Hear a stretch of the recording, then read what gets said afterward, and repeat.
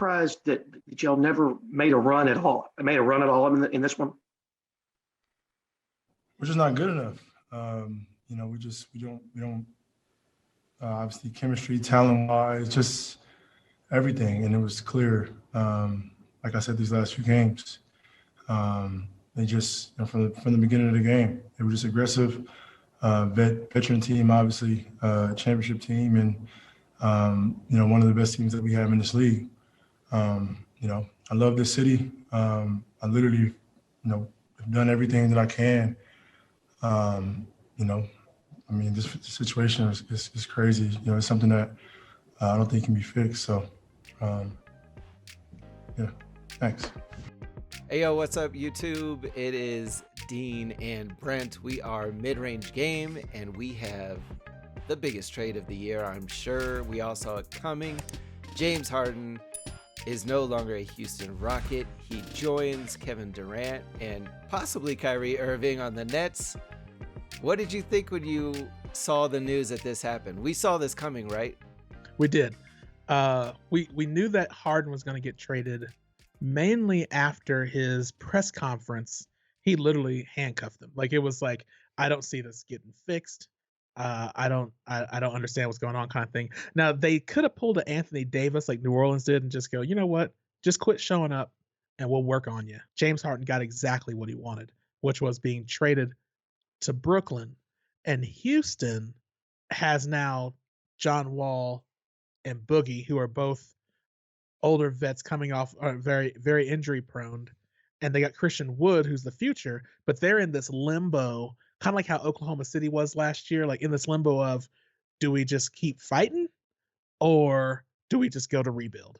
Because they're at a point now without Harden, the pieces that they got back, which were some future draft picks from Brooklyn, are gonna, first round draft picks, doesn't matter if they're first round, they're gonna be 20 something pick every year.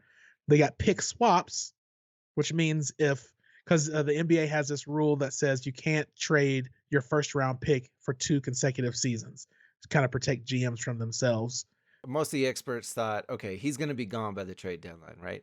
But Right. He's going to play, and you could tell he was half-assing it, man.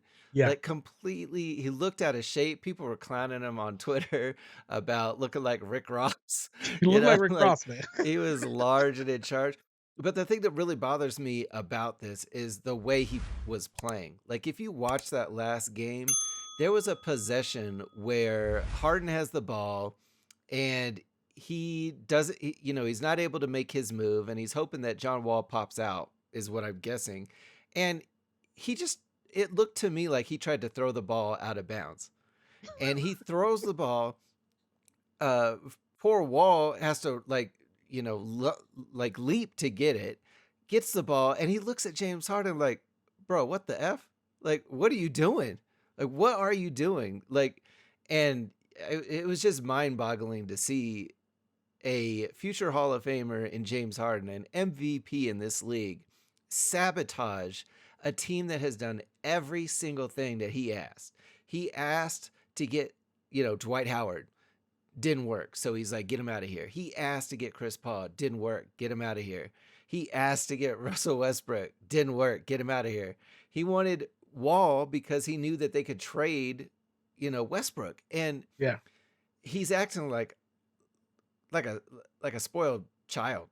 Like, oh, if you yeah. ask me, like, he's acting For like sure. a child. So then he gets up and he does the press conference, which you knew was the final nail in the coffin. You knew a trade had to happen.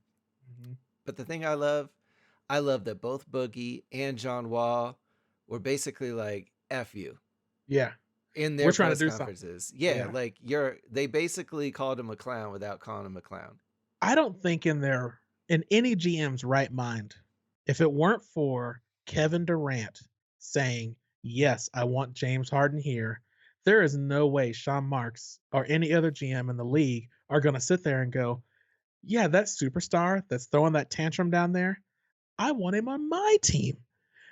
The problem that we're having with Harden is that we're just now finding out through all of this that Houston has been hiding a lot of this behavior from James Harden.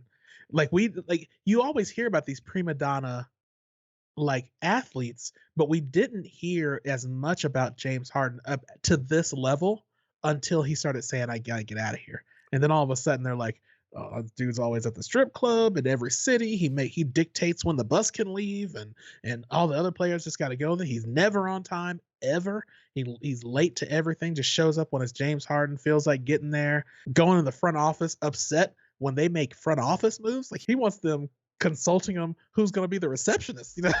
Right, You right. know? Well, I Like mean, like he's we the saw this, owner. we saw this before, right? We saw this. People always do this after the fact. Like Right. we heard the stories about Kyrie after he left Boston. Even Hmm. this last summer, we heard about Kawhi's special treatment, right? And how Right. that rubbed people the wrong way. So people are always going to take shots and be real, real petty, you know, when things don't go the way they want. But James Harden, I already didn't like watching him play. Right. So like, something that's been missing in sports is people that you can root against. Hmm. And the way Harden orchestrated this and the way this is going and kind of the way Kyrie is going, I have never wanted to root against a team as much as I'm going to be rooting against the Nets. And I'll still watch because they're going to be really, really good. I'm Yeah. going to root against them though. KD, I love watching KD. KD's KD dope. is so good. Yeah, And he's he's dope. playing amazing. So Right. props to KD. I love watching KD play, but I hope they fail. Why is the media protecting Kyrie? Like I listened to the other than Stephen A, who said he should retire, but I'm listening to Bill Simmons and Ryan Russillo to Hmm. them talk about it, and they're like, well, I don't know if we really want to, you know, get in too deep into this because I think they're worried that he actually has some mental health stuff going on right now, Right. and they don't want to look like a-holes basically, Yeah. and you know, clown him. But let's be honest, all right? He does good things outside of basketball, right? He's a Hmm. charitable dude, and that is all fine and dandy. But guess what? You can be charitable and still be an asshole. You know, like when you love something and then it becomes work, and then you're just like, I don't like the work part of it. Right. Mentally, I think Kyrie struggles with the mental side that comes with being a star.